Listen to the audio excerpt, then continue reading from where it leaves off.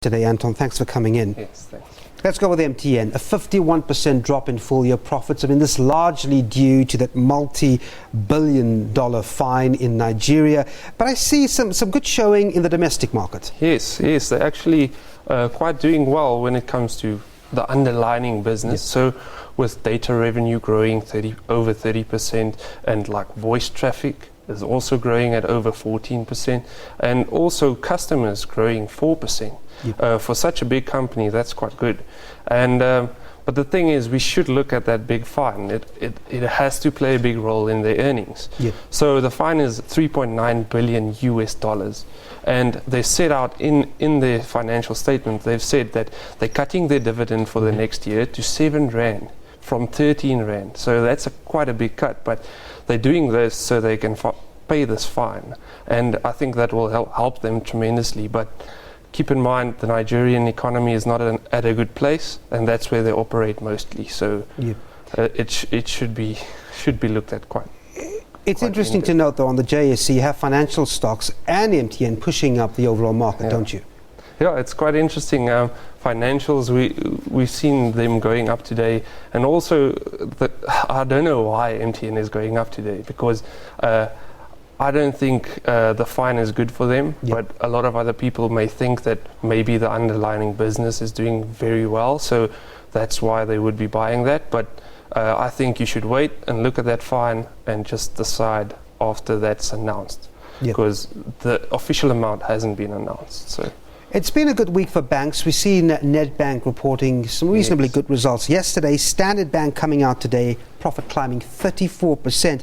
Much of that, I would imagine, has to do with them selling that stake in the Yes. UK business, hasn't it? Yes, definitely. So what happened when they sold that stake is that the stake that has been sold has inflated their earnings. So Yeah. it looks much better than it actually is. So just to give you, just to tell you, like, headline earnings grown only 13% when you take out that part that they just thrown out. So and not 37% which was reported. So it actually looks average, Yep. quite average, but they're trading at a PE around 9 and 10. So that's actually quite good for a bank still.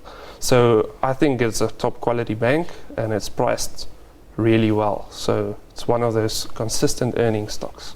Another sector, the mining sector, we look at results coming out of Exxaro, earnings dropping 60%, but that really speaks to where we are with commodity prices at the moment, doesn't it? Yes, definitely. So you have to remember, with Exxaro, they have a 20% chunk in Yep. Sishen iron ore. And iron ore prices have been going down significantly. It's one of the areas that we want to stay out of. Like iron ore is not the place to be. So what I would say is that Exxaro has core operations, and their core operations, excluding this Exxaro part, is coal. So, and the coal operations has actually been growing since 2012 Yep. at a good rate. And the last year's earnings, so net operating profit, has grown at 30%. So that's quite good for that company. Interestingly enough, it's also just, tangled up with this fight with Eskom Yes. over the price issue. Yes, so that's a big issue for them, but they actually have been doing a lot to just cut prices and do better at their core operations. So they've cut about 250 million in labor expenses. I want to just end off by asking you, I see the dollar now rising against the yen and other currencies.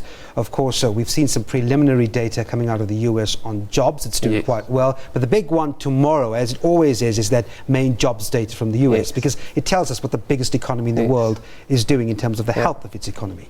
So what I think is that over the last year or so, we've Yeah. seen the US dollar increasing significantly against a lot of currencies, not only the yen and the euro.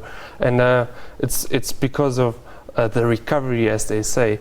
I think that Janet Yellen will be looking at this jobs report, and she will definitely need to think really well about that, because if you look at S&P earnings growth, it's been negative for the last 4 quarters, and if it goes negative this quarter, it's 5 quarters of negative earnings growth, and 7 out of the 10 industries in the S&P is generating negative earnings growth at the moment. So it's going to be important to see if that interest rate will come or not. All right, well, Anton van Niekerk from NEFG, thanks very much indeed for coming. Thanks a lot, David. We'll take a look at more business news coming up after the break.